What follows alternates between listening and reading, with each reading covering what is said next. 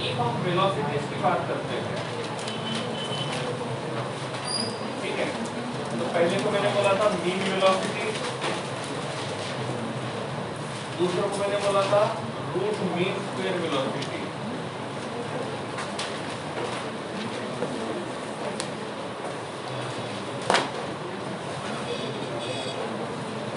दो हो गए थे। इसके लिए जनरल फॉर्मूला हमने देखा था, ये किसी को हमको मीन वेलोसिटी फाइंड करना है equals to n1 u1 n2 plus जितने रहेंगे उतने डिवाइडेड बाय क्या करेंगे, तो this is the formula to calculate the average velocity that is called as mean velocity. दूसरा जो फॉर्मूला था रूट मीन स्क्वायर, मतलब इन्हीं का रूट करना है और उन्हीं वेलोसिटी का स्क्वायर भी करना है, सही है। तो फॉर्मूला था u equal to n1 u1 square plus n2 u2 square plus divided bye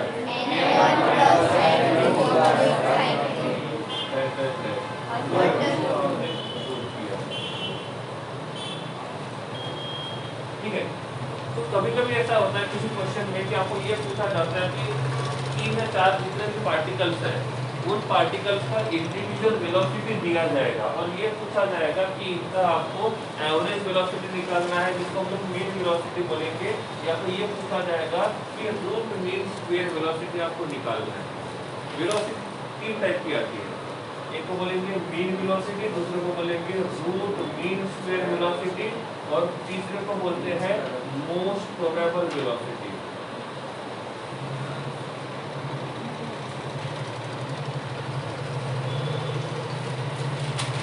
तीसरा कौन सा आता है, मोस्ट प्रोबेबल वेलोसिटी। ये मैं आपको बाद में बोल दूंगा, लेकिन ये 3 टाइप आते हैं उसके, ठीक है। इन तीनों का एक दूसरे के साथ रिलेशन दिया आता है। इफ इंडिविजुअल पार्टिकल्स का वेलोसिटी दिया है और आपको बाद का वेलोसिटी पूछा है, जैसे हम लोग देखेंगे मीन वेलोसिटी या तो रूट मीन वेलोसिटी, तो आप इन फॉर्मूले को यूज कर सकते हो। कभी कभी इंडिविजुअल पार्टिकल्स का वेलोसिटी नहीं दिया जाता है, डायरेक्टली बोला जाता है कि इतना इस गैस को हमने ऐड किया तो उसका वेलोसिटी कितना रहेगा, तो उसके लिए भी फॉर्मूला आता है। पहले हम देखेंगे मीन वेलोसिटी के लिए, ठीक है। मोस्ट प्रोबेबल के लिए फॉर्मूला आता है, इसके लिए फॉर्मूला आता है root of 2RT upon m। n is the if हम एवरेज के लिए देखेंगे तो इनके लिए फॉर्मूला आता है root of 8RT upon 5m और RMS के लिए फॉर्मूला आता है वो आता है root of PRT upon m। So this is the formula to calculate the different types of velocities. if उनका इंडिविजुअल वेलोसिटी नहीं दिया है तो आपको ऐसे फाइंड करना पड़ेगा। सपोज मैंने बोला कि मेरे पास मीथेन गैस है और मीथेन गैस है, उसका आपको RMS वेलोसिटी फाइंड करना है। क्या फाइंड करना है, RMS रूट मीन स्क्वायर। तो मैंने कौन सा गैस बोला, मीथेन बोला। तो मीथेन मतलब CH4 का मॉलिक्यूलर मास रहेगा 16, तो m का वैल्यू हो गया 16, 3 into R 8.314 समझ में आ गया। और यहाँ पे लिखेंगे T, तो हम उसका क्या फाइंड करेंगे, root mean square, RMS velocity find किया। अब वैसे हम लोग क्या फाइंड कर सकते हैं, मीन वेलोसिटी। तो मीन वेलोसिटी फाइंड करने के लिए क्या करना पड़ेगा, 8RT divided by pi into m। इसमें m को छोड़ दो तो बाकी सभी वैल्यू कांस्टेंट ही आते हैं। टेम्परेचर दिया जाता है, पाई तो पता है आपको, R भी कांस्टेंट है। ये दिया जाएगा कि किस टेम्परेचर पे आपको उसका मीन वेलोसिटी निकालना है और किस गैस का निकालना है।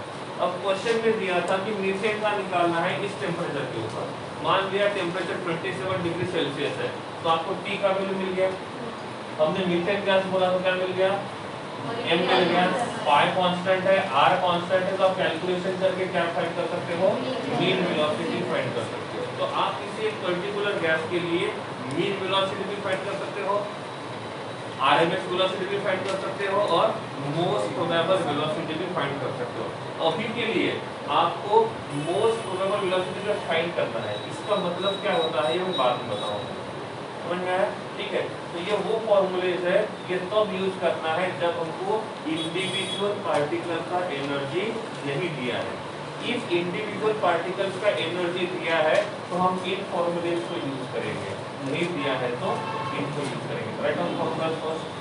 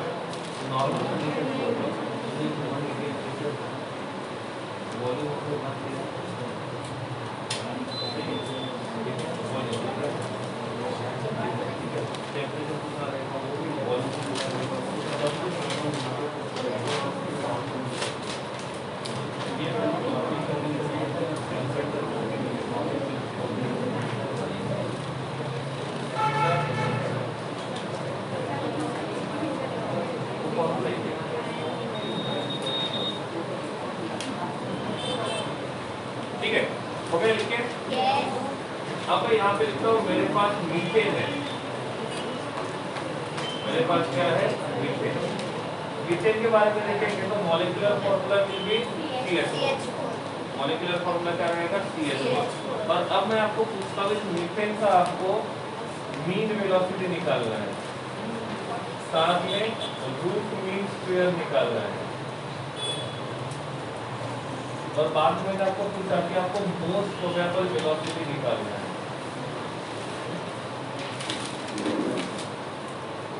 कैसे करेंगे?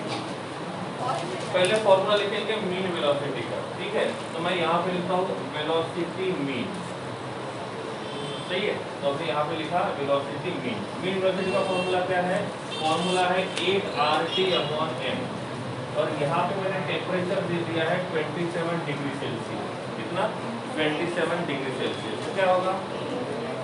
8RT/π × m। चलो फाइंड करो।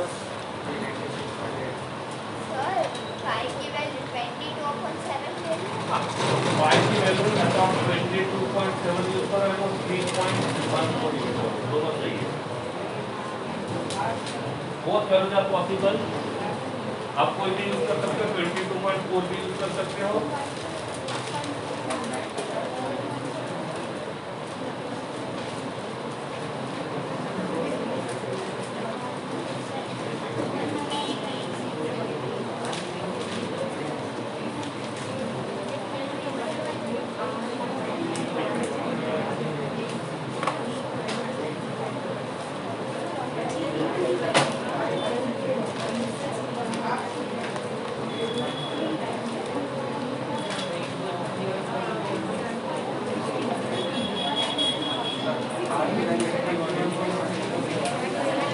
आर की वैल्यू क्या हो सकती है? विद यूनिट एनर्जी फाइंड करो, वेलोसिटी फाइंड करो। तो एनर्जी वाला फॉर्मूला कैसे यूज करोगे? वेलोसिटी का यूनिट क्या है? सही है, लिखो। जब भी हम लोग ये न्यूमेरिकल सॉल्व करेंगे तो r का वैल्यू होना चाहिए 8.314 × 10⁻7। 8.314 × 10⁻7।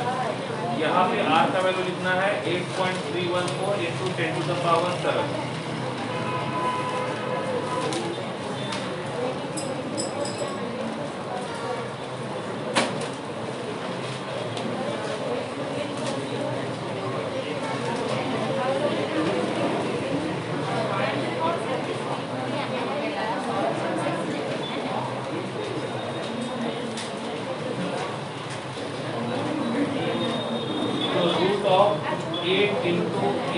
3.314 into 10 to the power 7 into temperature है 300 divided by 3.14 into molecular mass is 60। यहाँ से मिलेगा हमको mean velocity.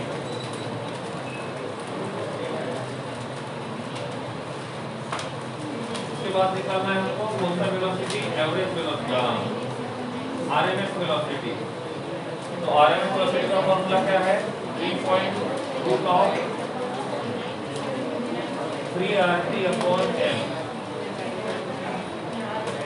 3 into 8.314 into 10 to the power 7 into 300 divided by 60। और उसके बाद है mv, velocity of most probable, that is the root of 2RT/m।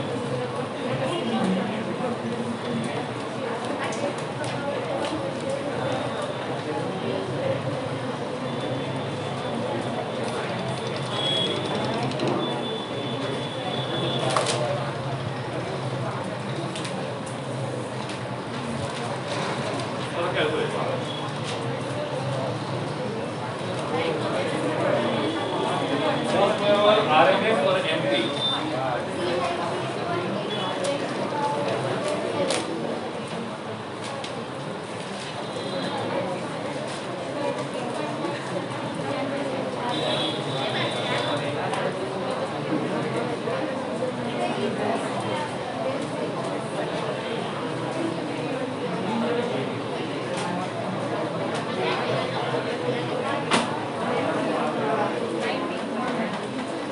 जो आपको वैल्यू मिलेगा वो आएगा सेंटीमीटर पर सेकंड में।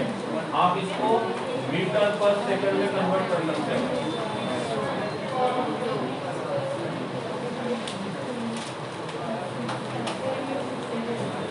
कितना आ रहा है?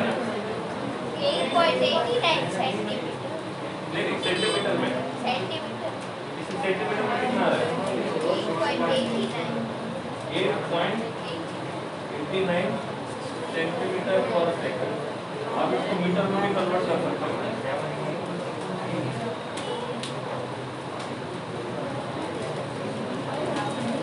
सिंपल एक फॉर्मूला है, उस फॉर्मूला में वैल्यू पुट करना है और कैलकुलेशन करना है, ठीक है। इसके लिए इतने ज्यादा बातें करने की जरूरत नहीं है। और हाँ, लास्ट थर्ड में खुद कैलकुलेशन करना है। खुद का आंसर आ गया तो आराम से बैठ जाना है, बाकी लोगों को बताने की जरूरत नहीं है। आवाज बिल्कुल नहीं आना चाहिए। आपका होगा, आराम से बैठो, बाजू वाले को प्रॉब्लम है वो खुद देखते बैठेगा।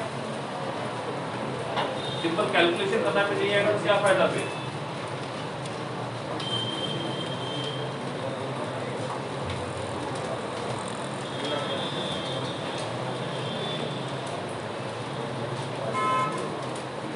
कैलकुलेशन में प्रॉब्लम होगा तो बेस्ट तरीका ये थ्योरी पढ़ा दो, फॉर्मूला लिख दो, काम खत्म।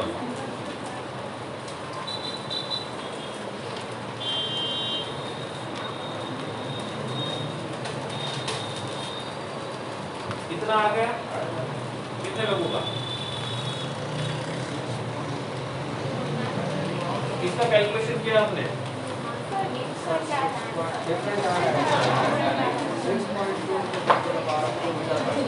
अच्छे से एक बार कैलकुलेशन करो।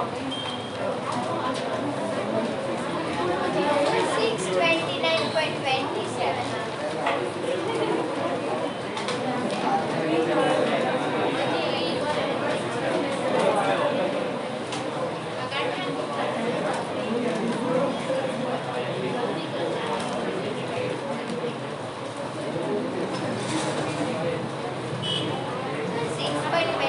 मीटर पर second.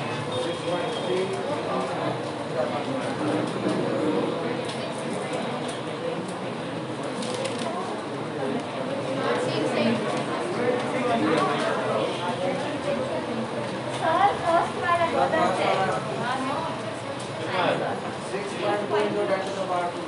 6.2 into 10 to the power 2 metre पर सेकंड। ये बन जाएगा 620 मीटर पर सेकंड।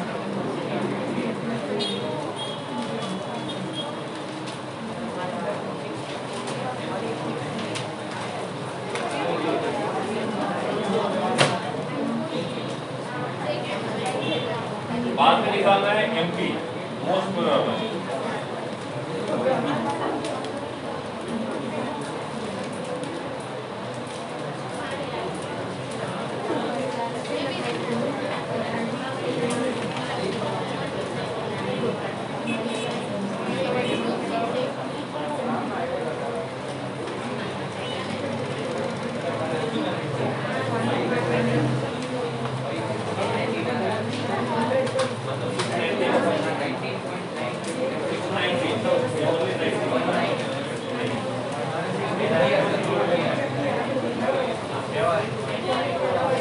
चल एक काम करो, कैलकुलेशन करना आपको सिखाना पड़ेगा पहले, सही है।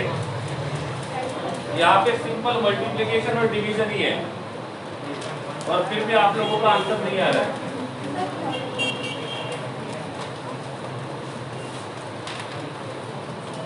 मतलब मैं आपको ये बताऊं कि मल्टीप्लिकेशन कैसे करते हैं, उसका मतलब डिवीजन कैसे करते हैं, बाद में उसका रूट कैसे निकालते हैं, जो कि आपके पास कैलकुलेटर अवेलेबल है। तो कैलकुलेटर अवेलेबल होने के बाद भी ऐसी कंडीशन है।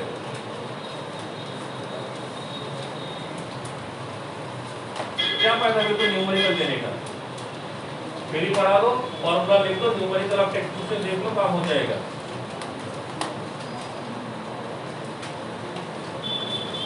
फॉर्मूला लिखा हुआ है, सिंपल कैलकुलेशन करना है। मैंने आर का वैल्यू भी बता दिया कि आर का वैल्यू कितना लेना है। मतलब ये वाला आप आर का वैल्यू लेंगे तो आपको आने वाला आंसर जो रहेगा वो किस पे रहेगा, सेंटीमीटर पर सेकंड में। आपको क्या करना है, उसको मीटर पर सेकंड में कन्वर्ट करना है, ठीक है। चलो कॉपी क्लोज कर दो, कुछ मतलब नहीं न्यूमेरिकल देखने का, क्लोज कर दो। अब टेक्स्ट के न्यूमेरिकल आप खुद ही सॉल्व करके बैठना है और कुछ डाउट रहेगा तो बाद में पूछ लेना है। कल जाके मैं उस दिन मैंने सिर्फ एवरेज निकालने के लिए कल पूछा था, मल्टीप्लिकेशन करना था, उनका एडिशन करना था, तो मैं एवरेज निकालने में प्रॉब्लम आ रहा था। तो अब क्या करें, मल्टीप्लिकेशन और डिवीजन पढ़ाने बैठे।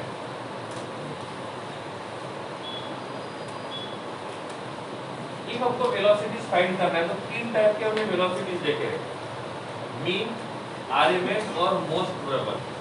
तीनों को हम लोग एक दूसरे के साथ कंपेयर करेंगे। जैसे एग्जांपल बताया था, हमको मीथेन है, मीथेन के लिए तीनों निकालने, तो चला तीनों के वैल्यू अच्छे से फाइंड करोगे, जल्दी फाइंड करोगे तो तीनों के वैल्यूज को कंपेयर करेंगे और तीनों के वैल्यूज को कंपेयर करने के बाद ये देखेंगे कि इन तीनों वेलोसिटीज का एक दूसरे के साथ का रिलेशन क्या आता है। रिलेशन क्या आता है ये इसलिए पढ़ेंगे क्योंकि सपोज मैंने बोला कि मेरे पास ये है, ये मोस्ट प्रोबेबल वेलोसिटी है, ये एवरेज वेलोसिटी है और ये आरएमएस वेलोसिटी है। सपोज ये मान अभी कैलकुलेशन करने पर समझ में आया था कि उसका रिलेशन क्या है। रिलेशन से ये पता चला, सपोज ये 1 है, ये इसका 3 गुना होता है, ये इसका 3.5 गुना होता है। और आपको एग्जाम में कोई क्वेश्चन पूछे, लीप की बात कर लेते हैं, लीप में क्वेश्चन पूछा आपको तीनों के तीनों वेलोसिटीज फाइंड करने हैं। आपने फॉर्मूला में वैल्यू पुट करके मतलब मीन फाइंड करने के लिए आपने ये फॉर्मूला रखा और इसमें आपने वैल्यू पुट कर दी, जैसे मैंने क्वेश्चन दिया था किसका, मीथेन का 27 डिग्री सेल्सियस पे। अब आपको तीनों वैल्यू पूछिए, कौन सी मीन पूछा है, आरएमएस पूछा हुआ है और मोस्ट प्रोबेबल तीनों पूछे। तो आपको क्या करना पड़ेगा, 3 फॉर्मूले लिखने पड़ेंगे, तीनों बार कैलकुलेशन पूरा करना पड़ेगा, टाइम ज्यादा जाएगा। तो इससे अच्छा है कि हम एक वैल्यू को फाइंड करते हैं और उनका रिलेशन देखेंगे। सपोज रिलेशन ऐसा है कि 1:3:3.5 का रेशो है। अब मान लिया कि आपको इसका वैल्यू जो मिला वो मिला है 100 मीटर पर सेकेंड। किसका, एमपी का, मतलब मोस्ट प्रोबेबल का। तो आगे जाके आपको क्या नहीं करना है, आपको इन बाकी के लिए फिर से फॉर्मूला में पुट करके आपको फिर से कैलकुलेशन करने की जरूरत नहीं है। क्यों, क्योंकि आपको पता है कि इनका रेशो क्या है, 1:3:3.5। एग्जाम्पल लेके चलते हैं। तो अब क्या करोगे, आपका जो पहला आंसर आ जाए उसको 3 से मल्टीप्लाई करोगे तो क्या मिलेगा, एवरेज मिलेगा। आप उसको 3.5 से मल्टीप्लाई करोगे तो क्या मिलेगा, आरएमएस मिलेगा। सही है, गलत है? तो ये जो बात मुझे यहाँ पे कहनी थी, मैं एग्जाम्पल के हिसाब से कहना चाहता था कि आप as early as possible calculation करोगे, वो भी करेक्ट वाला। और कैलकुलेशन करेंगे तो पता चलेगा कि सही में हम यहाँ पे जो वैल्यूज लिखते हैं उनके हिसाब से आंसर आता है कि नहीं आता है। तो इनका एक दूसरे के साथ का रिलेशन जो है वो है 1:1.12:1.22। तो ये इनका रिलेशन। तो आपको कुछ नहीं करना है, बार बार तीनों को काउंट करने की जरूरत नहीं, किसी एक को काउंट करो, रिलेट कर दो। बाय मिस्टेक आपने क्या किया, यहाँ पे किसी का एवरेज वेलोसिटी दिया है और ये मान के चलते कि एवरेज वेलोसिटी जो है वो है 136 मीटर पर सेकेंड, इतना दिया है। और आपको उन्होंने पूछा है कि आपको इसका क्या करना है, मीन वेलोसिटी, मतलब इसका आपको आरएमएस वेलोसिटी निकालना है।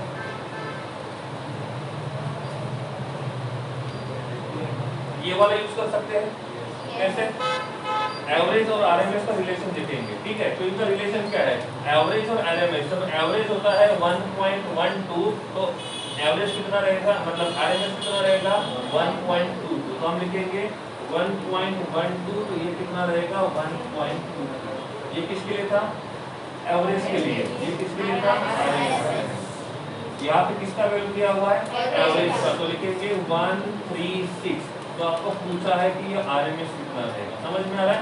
एग्जांपल के हिसाब से जा रहा हूँ मैं कि हम कैलकुलेशन कैसा करेंगे। तो अब क्या होगा, आपको यहाँ पे बस क्रॉस मल्टीप्लिकेशन करना है और 1 मिनट के अंदर आपको ये पता चलेगा कि जब एवरेज वेलोसिटी इतना रहेगा किसी मॉलिक्यूल का, तो उसका आरएमएस वेलोसिटी कितना रहेगा।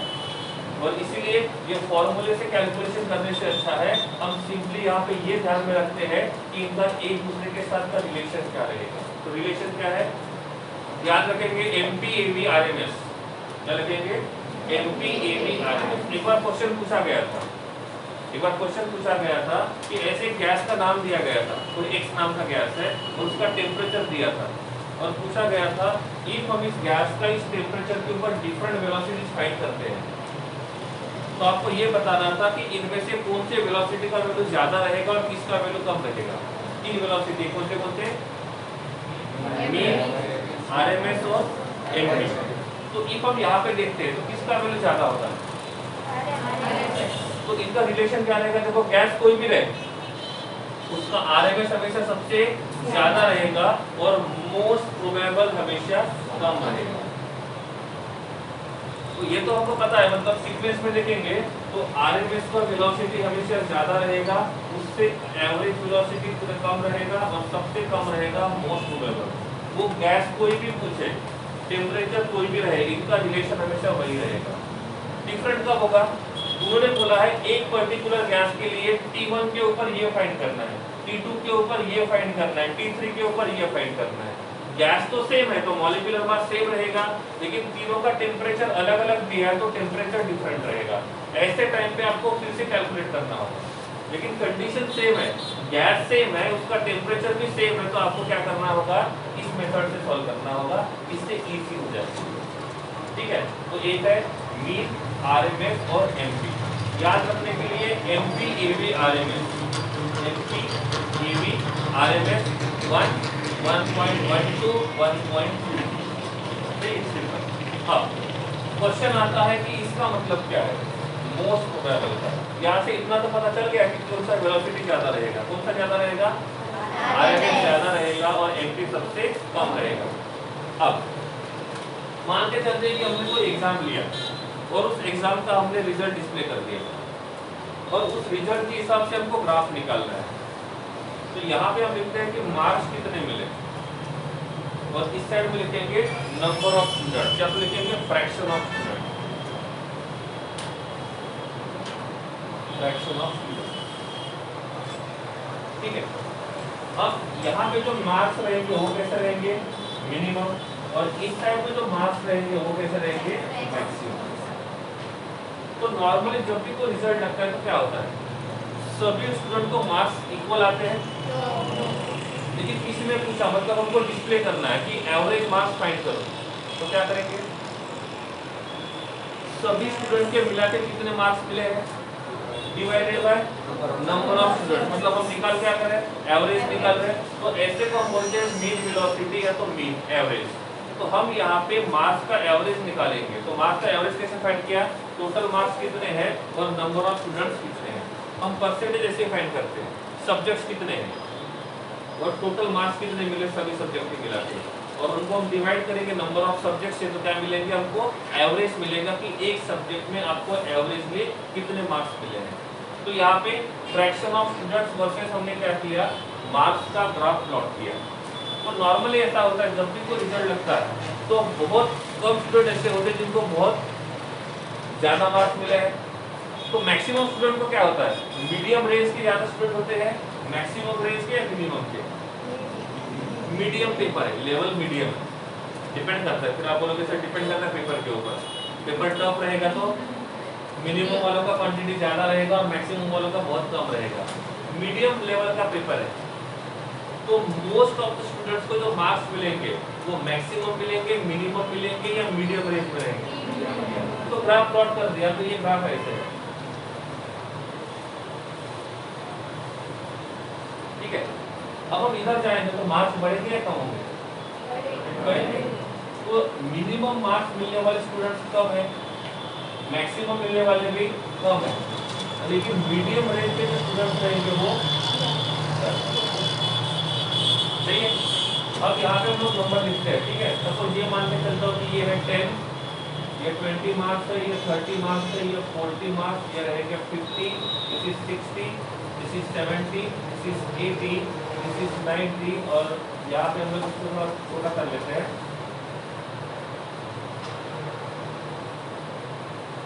ठीक है। और ये बन जाएंगे इस प्रकार। अब मैं बोलता हूँ कि उस एग्जाम को क्लियर करने के लिए मिनिमम 80 मार्क्स होने चाहिए, मिनिमम 80। इसका मतलब यहाँ पे हमको 80 वाला रेंज सिलेक्ट करना होगा, तो इसको हमने सिलेक्ट कर लिया।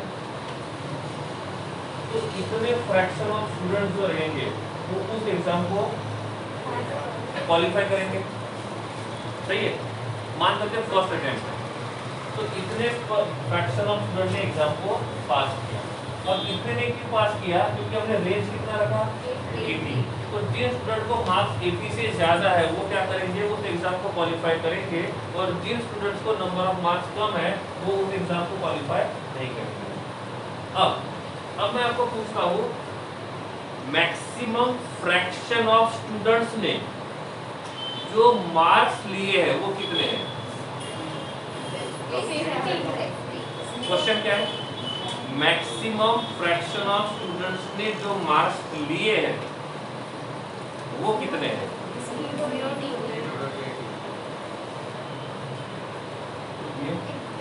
अरे ये क्या है?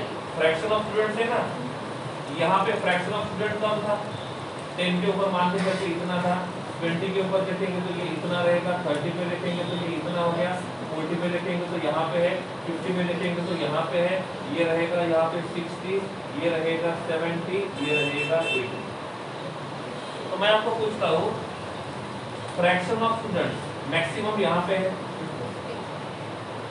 तो मैक्सिमम फ्रैक्शन ऑफ स्टूडेंट्स के मार्क्स कितने हैं?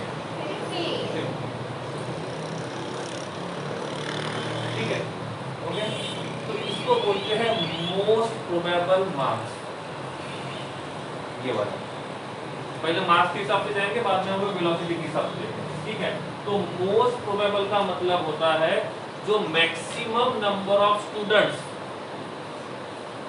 को जो मार्क्स मिले हैं उसको हम बोलते हैं मोस्ट प्रोबेबल मार्क्स। तो ये वाला जो पॉइंट रहेगा ये किसके लिए रहेगा? मोस्ट प्रोबेबल के लिए, ठीक है। अब इसको हम लोग चेंज कर देते हैं। अब मैं यहाँ पे लिखता हूँ कि यहाँ पे हमने मॉलिक्यूलर स्पीड रखा है,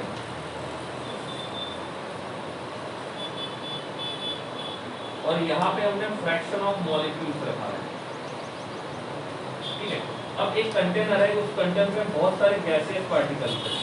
क्या सभी गैसियस पार्टिकल का स्पीड सेम होता है, डिफरेंट होता है? डिफरेंट होता है। लेकिन हमने देखा था कि हमने इसका काइनेटिक एनर्जी फाइंड करना है, तो हम लोग क्या करते थे, normally average kinetic energy find करते हैं। तो मैंने बोला कि एक गैस का काइनेटिक एनर्जी है 3 जूल। तो ऐसा भी हो सकता है ना, कुछ गैसियस पार्टिकल का एनर्जी 3 जूल से ज्यादा भी हो सकता है और किसी का एनर्जी 3 जूल से कम भी हो सकता है। इसका मतलब यहाँ पे हम जो एनर्जी काउंट कर रहे हैं वो एग्जैक्ट एनर्जी नहीं है, वो कौन सी है? एवरेज एनर्जी है। वैसे ही हम बोलते हैं कि यहाँ पे जो गैसियस पार्टिकल है, इस गैसियस पार्टिकल का स्पीड है 160 मीटर पर सेकेंड। तो ये वाला जो वेलोसिटी ये भी कौन सा है? एवरेज वेलोसिटी है, एक्यूरेट वेलोसिटी नहीं है। अब यहाँ पे जितने नंबर ऑफ पार्टिकल्स घूम रहे हैं उसका सबका हमें इंडिविजुअल वेलोसिटी फाइंड किया। और उनका हमने ग्राफ प्लॉट करके है। और मान के चलिए कि इनका रेंज जो है वो है 0 मीटर पर सेकंड से 100 मीटर पर सेकंड तक। तो यहाँ पे ये रहेगा मीटर पर सेकंड,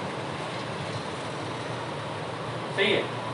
और यहाँ पे हमने क्या किया, जो ग्राफ प्लॉट किया इसको देखा कि इसमें कितने पार्टिकल्स है, उनमें से कितने पार्टिकल का एनर्जी कितना है। अब मान के चलते हैं कि यहाँ पे बहुत कम पार्टिकल्स ऐसे हैं जिनका एनर्जी 10 है, बहुत कम पार्टिकल्स ऐसे हैं जिनका एनर्जी कितना रहेगा, मतलब वेलोसिटी कितना रहेगा 90, लेकिन बहुत सारे पार्टिकल्स ऐसे हैं जिनका energy in between the range है। तो अब मैक्सिमम नंबर ऑफ पार्टिकल्स का वेलोसिटी कितना है, कितना है 50। तो हम इसको बोलेंगे कि इन पार्टिकल्स के लिए मोस्ट प्रोबेबल वेलोसिटी का वैल्यू कितना हो जाएगा 50। अब ये वाला जो ग्राफ था वो मैंने T1 के ऊपर प्लॉट किया था। कहाँ पे, T1, टेम्परेचर T1। इसमें टेम्परेचर बढ़ाता हूँ तो ये वाला ग्राफ एज इट इज रहेगा या चेंज होगा? ग्राफ राइट साइड में जाएगा कि लेफ्ट साइड में जाएगा? Right side. चलो कोई बात नहीं। टेम्परेचर बढ़ाने से क्या होगा? स्पीड बढ़ेगी, और स्पीड बढ़ेगी तो मान के चलते हैं कि पहले जितने पार्टिकल्स थे उनमें से कुछ ही पार्टिकल्स ऐसे थे जिनका एनर्जी कितना था, जिनका वेलोसिटी 80 मीटर पर सेकंड से ज्यादा था।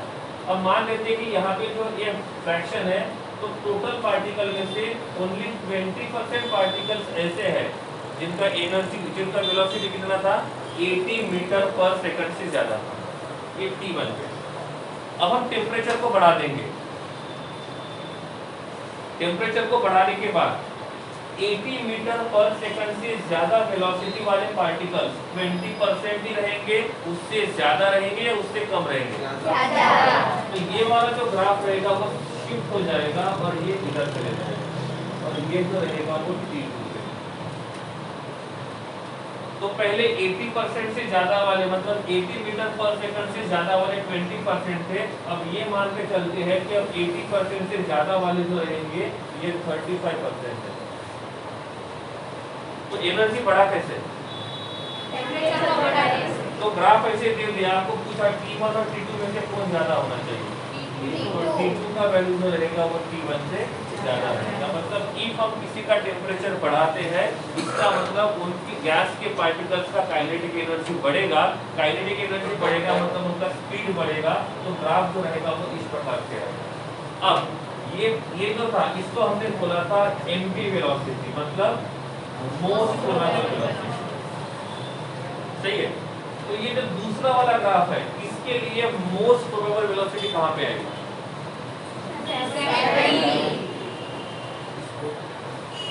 तो इस विल बी मोस्ट प्रोबेबल। तो किसी ने पूछा मोस्ट प्रोबेबल वेलोसिटी का मतलब क्या है? क्या बोलेंगे? मैक्सिमम फ्रैक्शन ऑफ मॉलिक्यूल्स जिस वेलोसिटी को शो करते हैं उसको हम बोलेंगे मोस्ट प्रोबेबल वेलोसिटी। अब इन तीनों में से ये तो देखा हमने एमपी क्या होता है। अब ये जो पहला वाला ग्राफ है यहाँ पे मैंने 3 लाइन ड्रॉ की है, ये पहला, ये दूसरा और ये तीसरा। इन 3 लाइन में से एक लाइन तो पता चल गया किसके लिए है, मोस्ट प्रोबेबल। तो ये दूसरा लाइन किसके लिए है? एवरेज। क्यों? क्योंकि एमपी से ज्यादा होता है एवरेज, और एवरेज से ज्यादा रहेगा आरएमएस। तो दूसरा वाला जो रहेगा ये होना चाहिए एवरेज के लिए, और तीसरा वाला रहेगा आरएमएस, सही है। अब ये जो दूसरा ग्राफ है यहाँ पे मैं फिर से 4 लाइन ड्रॉ करता हूँ, 1 2 3 4, ए बी सी और डी। तो इसके लिए कौन सा है?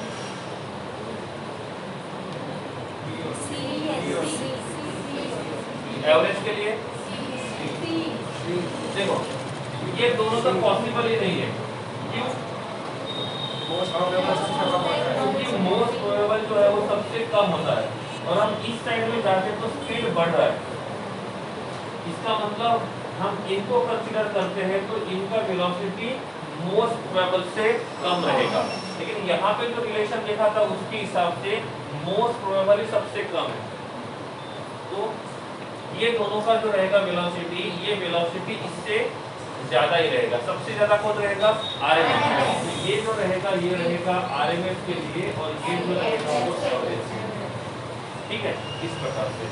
अब यहाँ पे मैंने एक दूसरा ग्राफ प्लॉट करते हैं। This is first one and this is second one.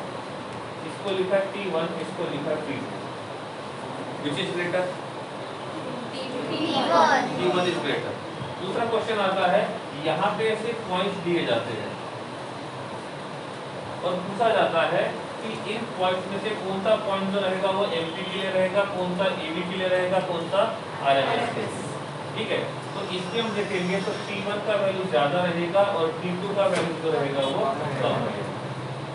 ठीक है, तो इस प्रकार से इस ग्राफ को बोलते हैं मैक्सवेल बोल्ट्जमैन डिस्ट्रीब्यूशन लॉ।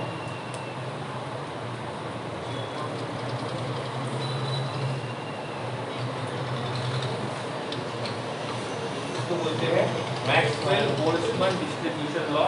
और ये जो लॉ होता है ये बताता है कि टोटल गैसियस पार्टिकल में से कितने ऐसे गैसियस पार्टिकल्स हैं जो इस लिमिटेशन मतलब इस मिनिमम बार को क्रॉस करेंगे। तो पहले क्रॉस करने वाले कितने थे? 20 और अभी जो रहेंगे वो कितने रहेंगे? 35।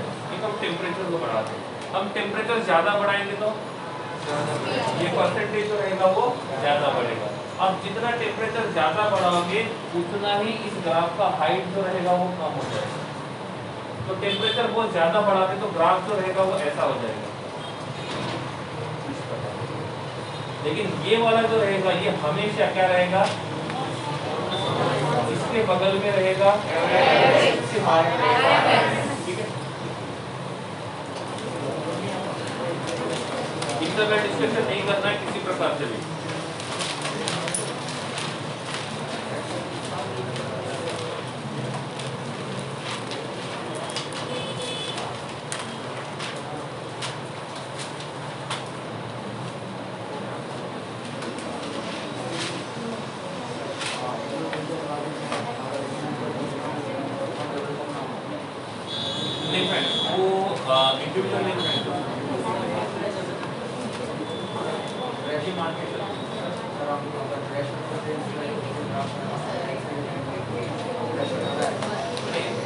हाँ, मतलब हमको ये देखना है कि स्पीड के ऊपर क्या रिलेशन है। टेम्परेचर बढ़ाने से स्पीड बढ़ता है, प्रेशर बढ़ाने से। ठीक है, तो हम प्रेशर को बढ़ाते हैं मतलब टेम्परेचर को बढ़ा रहे हैं।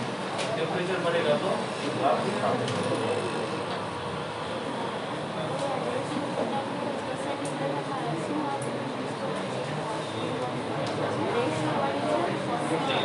देखो ये जो रेशियो है ये तभी काम आएगा जब टेम्परेचर और मॉलिक्यूलर मास दोनों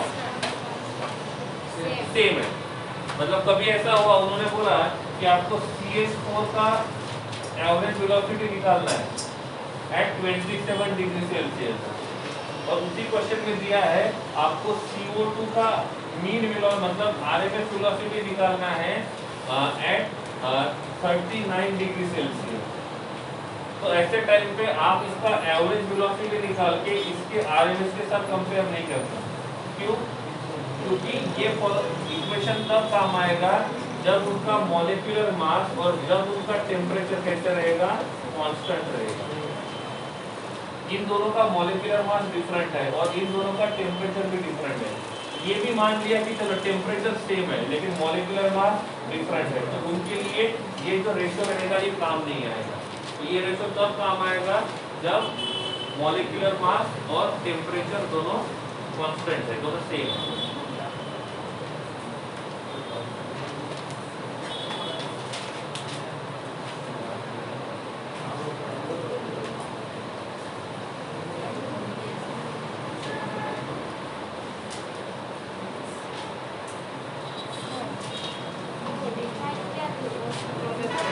डिफाइन क्या करेंगे?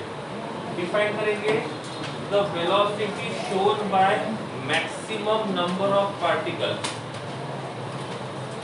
The velocity shown by maximum number of particles या तो maximum fraction of particles, that is called as most probable velocity.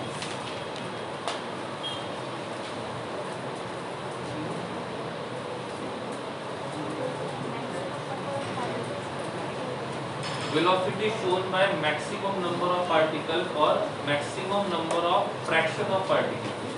Both are clear.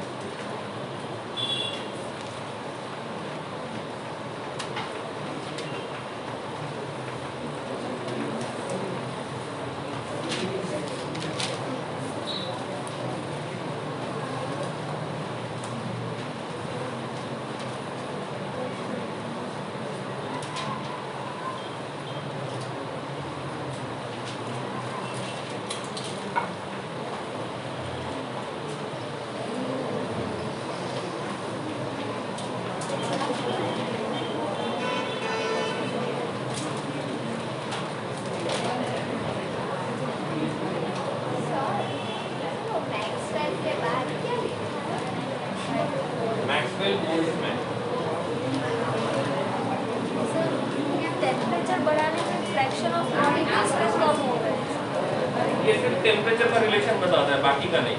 मतलब टेम्परेचर को चेंज करेंगे तो वेलोसिटी में क्या चेंज होगा, ठीक है। ये किसी ने पूछा कि ये मैक्सवेल बोल्ट्जमैन क्या बताता है, तो ये बताता है टेम्परेचर चेंज करने से वेलोसिटी के ऊपर क्या चेंज होता है, इन दोनों का relation. Only temperature and velocity, pressure का नहीं। लेकिन बाद में इनको कंपेयर कर सकते हैं कि टेम्परेचर और प्रेशर का रिलेशन क्या है, क्योंकि हमने प्रेशर को बढ़ा दिया, मतलब सिंपल सी बात है, टेम्परेचर भी बढ़ी जाएगा, इनका वेलोसिटी जो रहेगा वो भी बढ़ी जाएगा।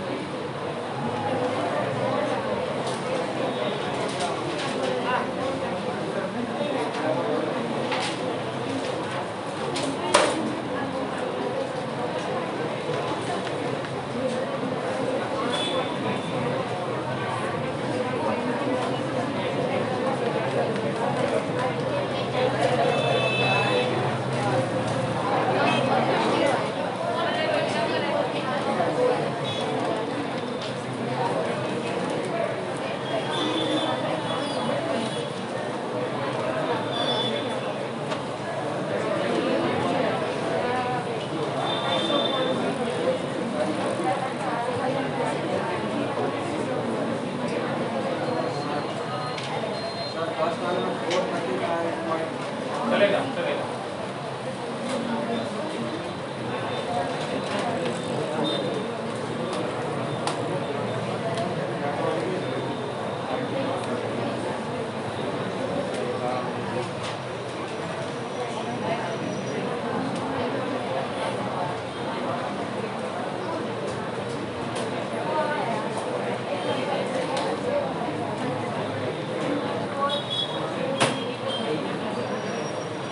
न्यूमेरिकल दिया है, उसका वैल्यू साथ में आंसर भी दिया है, ठीक है।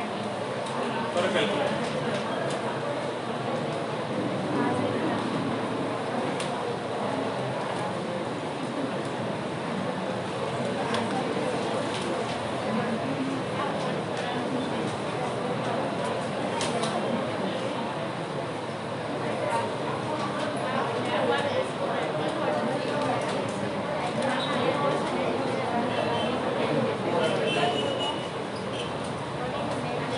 400